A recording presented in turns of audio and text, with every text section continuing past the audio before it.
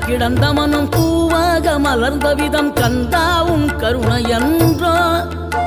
நாம் எல்லாம் இழந்த பின்னும் ஜீவன் இருப்பதிங்கே வேளாவும் அருளாவென்றோ